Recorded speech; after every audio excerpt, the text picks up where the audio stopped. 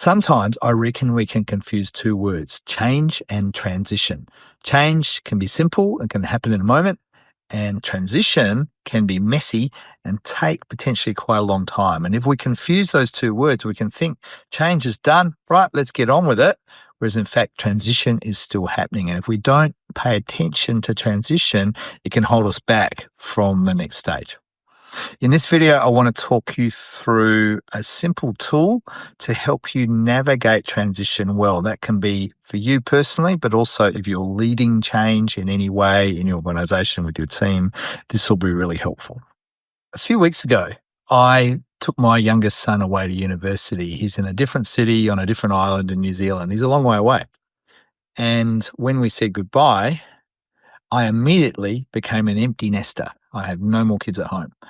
Now, becoming an empty nester for many of us is both exciting and also sad, right? The excitement is all of the opportunity now you have, like all this theoretical free time, less complexity, less parenting to do, all of these things. So there's a lot of opportunity and upside. But on the other hand, there's a downside, or at least a sadness. There's a hole where something beautiful and rich used to be that's no longer present. And as I've come back from the time away with him, taking to university, I'm feeling both of those things. It's kind of a messy, confusing, sort of like all sorts of emotions going on for me.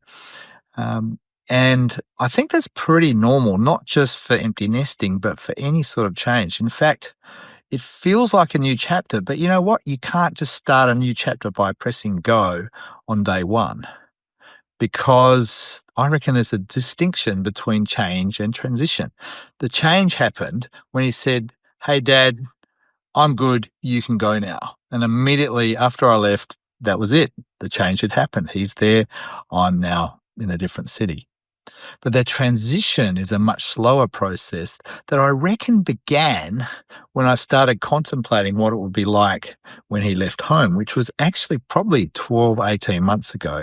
And the transition will carry on, I suspect, for a lot longer to come. And this idea of change versus transition, I think, doesn't just apply to empty nesters. It applies to all sorts of situations, whether it be for you in your personal life, it's changing jobs or something like that, but also in organizational change. And we want to be able to learn how to make a distinction between those two things and navigate transition well. One of the most useful models I've found for navigating transitions is William Bridges' work. And William Bridges is a preeminent scholar in this idea of transition. And quite a few years ago, he wrote all about this model that's essentially three phases. Pretty simple. There's the endings phase, which is the letting go. There's the neutral zone, which is that kind of messy middle. And then there's the new beginnings, which is what it sounds like. And it's sort of linear, but I reckon they overlap quite a lot. Now, here's the thing. You can't rush any of these phases. Each of them serves a purpose. So the endings phase is really about grieving. And I certainly, with my son, I reckon I did a lot of pre-grieving, actually, where it was, oh, this is going to happen soon. And in fact, the fact that I'd done some grieving, by the time it came to the change, when we said goodbye, I was actually in pretty good shape. Then there's this neutral zone, which is sort of like a space where it's messy and confusing, but that's often where innovation starts to happen. You can experiment with new ways without necessarily having to commit to them, and that's what I'm starting to do. And it's kind of having some space just to allow trying things out. And let's see what happens if I do this. And how am I feeling about that? Do I like it? Do I not like it? And having some space just to be able to reflect and navigate messy without rushing, I think is critical in this neutral zone. The third one, it also serves a really big purpose, the new beginnings, which is about when some of those ideas from the neutral zone can begin to take root, when you can start to commit in new ways to a new future. And if you can do those three stages and honor each of them, then you're more likely to come through in good shape. And this, I reckon, is true for us as individuals, but us also when we're doing organizational restructures or transformations. We need to allow time. In fact, one of my clients, a really big government department, they planned a business transformation that took them 10 years.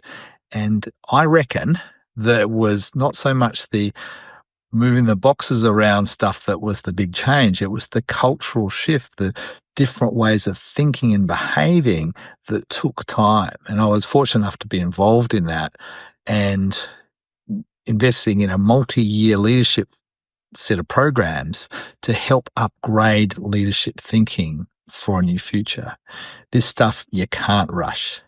Now, I'm the sort of person when I'm experiencing some sort of change or transition or challenge, I like to create practical things to help me navigate those. And so what I've done is I've gone and taken William Bridges' thinking and I've turned it into a bit of a toolkit. Now, it looks like this. Can you see that? Okay, there we go. Good. So it's two sides. You can see this side says leading through transition. So this is if you're a leader leading organizational change or if you're a team leading your team through change. And the other side is leading through personal transition. So this might be you're changing jobs, you're leveling up your own thinking in your leadership, you're changing countries, maybe changing industries, whatever it might be.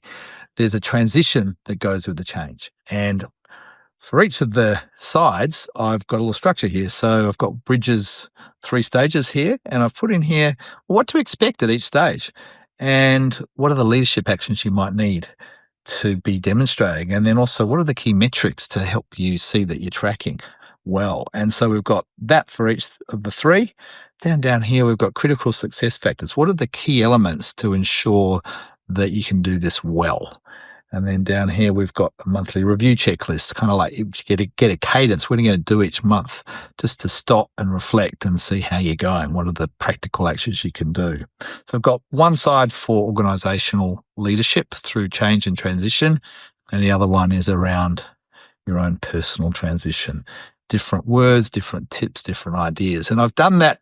I've pulled this together from reflecting on my own experience and all of my work that I've done with organizational leaders over many, many years. Now, I try to make it as practical as I can. If this is something that you'd find useful, you think you'd find useful, you can download this for free. Just click on the link below and you will be able to grab it. And I hope you can put some of the ideas here into practice. So remember that change can happen in a moment, whereas transition can take a lot of time and you don't want to rush it. You want to have some structure and some deliberateness to how you navigate that. Hope that's helpful. Remember to click on the link to download your copy and we'll see you soon. Take care.